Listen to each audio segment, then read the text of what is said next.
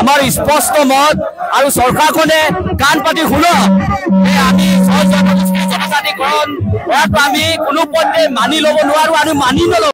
ছয় জনগোষ্ঠী জনজাতিকরণ বন্ধর উপায় না জুনাইতো টাকা মিসিং পরিন কেবালক গেরব নাম মিমাক আগেরেম গেরবম কা আইয়প মপনাম মিসিং রেগামা টাইবেল টুরনাম লাগাং টাকা মিসিং পরিন কেবা দে মিমাক আগেরেম গেরব তিলা দুং ছয় জনগোষ্ঠী জনজাতিকরণ বন্ধর উপায় না বলু মিমাক আগেরেম গেরব তিলা দুং ছয় জনগোষ্ঠী জনজাতিকরণ ইমিল টাইবেল লোক ইয়ন আসত কোয়াই ছয় জনগোষ্ঠী জনজাতিকরণ দক লেগাং বন্ধর উপায় না মিমাক আগেরেম গেরব কদ কম না লুকানে জুনাই টকাই মিসিং রেগামা তাল্লিক পলাই আমাৰ স্পষ্ট মত আৰু চৰকাৰখনে কাণ পাতি শুনক আমি জনজাতিকৰণ কৰাটো আমি কোনো পধ্যে মানি ল'ব নোৱাৰো আৰু মানি নলওঁ।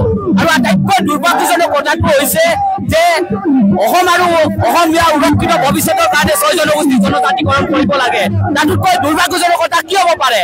জনজাতিসকলক ধ্বংস কৰি অসম আৰু অসমীয়া ভৱিষ্যত যদি সুৰক্ষিত কৰিব বিচাৰে ইয়াতকৈ দুৰ্ভাগ্যজনক কথা একো হ'ব নোৱাৰে। যদি অসম আৰু অসমীয়া ভৱিষ্যত সুৰক্ষিত কৰিব বিচাৰে তেন্তে চৰকাৰখনে ইনাৰ লাইন পাৰ্মিটৰ ব্যৱস্থা গ্ৰহণ কৰক।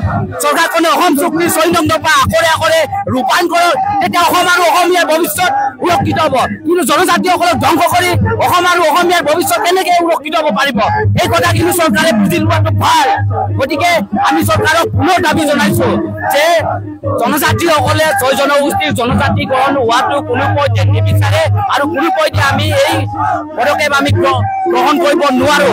আমাক কোনোদিনেই আমি ভয় হুংকাৰ ভাবুকি দি পিনে আমি জনজাতি হোৱা নাছিল। আমি জনজাতি হৈছিলো যে আমাৰ এন্থ্ৰপলজিকেল ৰিপৰ্ট অনুযায়ী আমি জনজাতি হৈছিলো।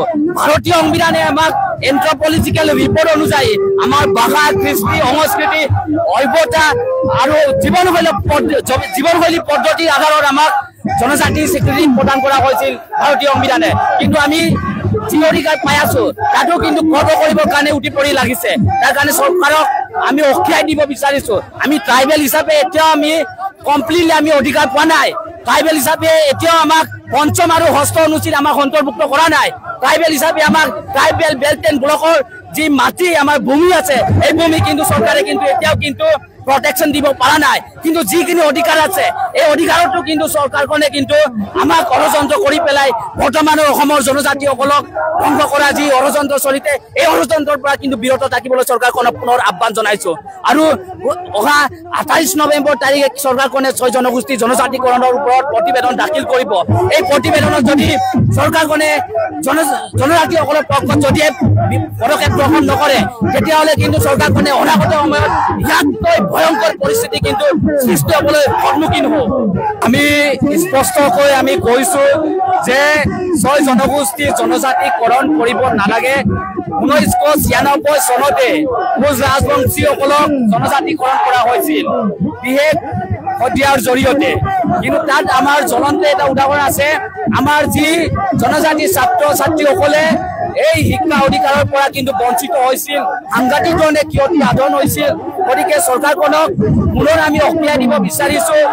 জনবহুল ৬টা জনগোষ্ঠীক কোনো কাৰণতে জনজাতিকৰণ কৰাটো আমি নিবিচাৰো আৰু কোনো কাৰণতে এই আমি পদক্ষেপ গ্ৰহণ নকৰো।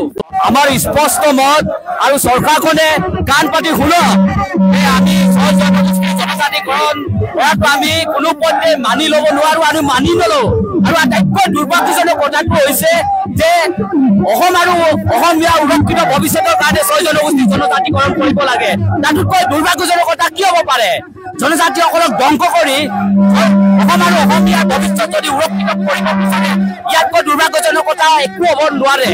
যদি অসম আৰু অসমীয়াৰ ভৱিষ্যত সুৰক্ষিত কৰিব বিচাৰে তেন্তে চৰকাৰখনে ইনাৰ লাইন পাৰ্মিটৰ ব্যৱস্থা গ্ৰহণ কৰক।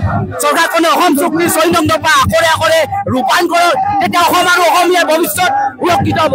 কিন্তু জনজাতিসকলক ধ্বংস কৰি অসম আৰু অসমীয়াৰ ভৱিষ্যত কেনেকৈ সুৰক্ষিত হ'ব পাৰিব এই কথা কিন্তু চৰকাৰে বুজি লোৱাটো ভাল। গতিকে আমি চৰকাৰক পুনৰ দাবী জনাইছো যে জনজাতিসকলে ছয় জনগোষ্ঠীৰ জনজাতিকৰণ হোৱাটো কোনো পধ্যে নিবিচাৰে আৰু কোনো পধ্যে আমি এই পদক্ষেপ আমি গ্ৰহণ কৰিব নোৱাৰো। আমাক কোনোদিনে আমি ভয় হুংকাৰ ভাবুকি দি পিনে আমি জনজাতি হোৱা নাছিল। আমি জনজাতি হৈছিলো যে আমাৰ এন্থ্ৰপলজিক্যাল ৰিপৰ্ট অনুযায়ী আমি জনজাতি হৈছিলো। ভাৰতীয় সংবিধানে আমাক এন্থ্ৰপলজিক্যাল ৰিপৰ্ট অনুযায়ী আমাৰ ভাষা, কৃষ্টি, সংস্কৃতি, সভ্যতা আৰু জীৱনশৈলী পদ্ধতিৰ আধাৰত আমাক জনজাতিৰ স্বীকৃতি প্ৰদান কৰা হৈছিল ভাৰতীয় সংবিধানে। কিন্তু আমি যি অধিকাৰ পাই আছো তাতো কিন্তু খৰ্ব কৰিবৰ কাৰণে উঠি পৰি লাগিছে। তাৰ কাৰণে চৰকাৰক আমি অখিয়াই দিব বিচাৰিছো। আমি ট্ৰাইবেল হিচাপে এতিয়াও আমি কমপ্লিটলি আমি অধিকাৰ পোৱা নাই। ট্ৰাইবেল হিচাপে এতিয়াও আমাক পঞ্চম আৰু ষষ্ঠ অনুচ্ছেদ আমাক অন্তৰ্ভুক্ত কৰা নাই। ট্ৰাইবেল হিচাপে আমাক ট্ৰাইবেল বেল্ট এণ্ড ব্লকৰ যি মাটি আমাৰ ভূমি আছে এই ভূমি কিন্তু চৰকাৰে কিন্তু এতিয়াও কিন্তু প্ৰটেকশ্যন দিব পৰা নাই। কিন্তু যিখিনি অধিকাৰ আছে এই অধিকাৰতো কিন্তু চৰকাৰখনে কিন্তু আমাক ষড়যন্ত্ৰ কৰি পেলাই বৰ্তমানৰ অসমৰ জনজাতিসকলক ধ্বংস কৰা যি ষড়যন্ত্ৰ চলিতে এই ষড়যন্ত্ৰৰ পৰা কিন্তু বিৰত থাকিবলৈ চৰকাৰখনক পুনৰ আহ্বান জনাইছো। আৰু অহা 28 নৱেম্বৰ তাৰিখে চৰকাৰখনে 6 জনগোষ্ঠী জনজাতিকৰণৰ ওপৰত প্ৰতিবেদন দাখিল কৰিব। এই প্ৰতিবেদনত যদি চৰকাৰখনে জনজাতিসকলৰ পক্ষত যদি পদক্ষেপ গ্ৰহণ নকৰে তেতিয়াহ'লে কিন্তু চৰকাৰখনে অনাগত সময়ত ইয়াতকৈ ভয়ংকৰ পৰিস্থিতি কিন্তু সৃষ্টি হ'বলৈ সন্মুখীন হ'ব। আমি স্পষ্টকৈ আমি কৈছো যে 6 জনগোষ্ঠী জনজাতিকৰণ কৰিব নালাগে।